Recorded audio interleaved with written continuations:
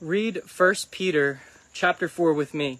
It says this, "Therefore, since Christ has suffered in the flesh, arm yourselves also with the same purpose, because he who has suffered in the flesh has ceased from sin, so as to live the rest of the time in the flesh, no longer for the lust of men, but for the will of God.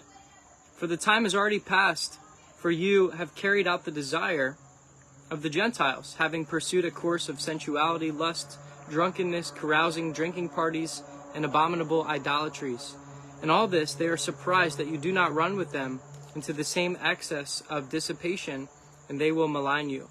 But they will give an account to him who is ready to judge the living and the dead.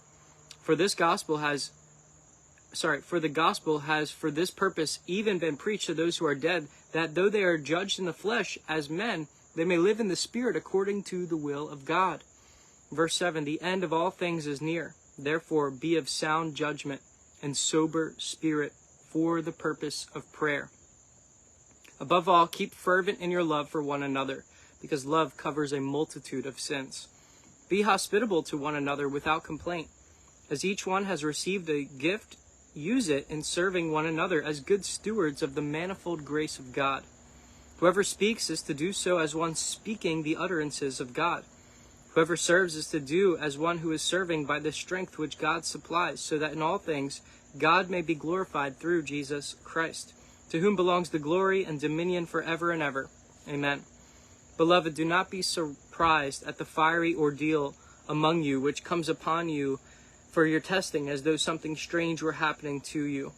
But to the degree that you share of the sufferings of Christ, keep on rejoicing, so that at the revelation of his glory you may rejoice with exultation. If you are reviled for the name of Christ, you're blessed, because the Spirit of glory and God rests on you. Make sure that none of you suffers as a murderer or thief or evildoer or a troublesome meddler.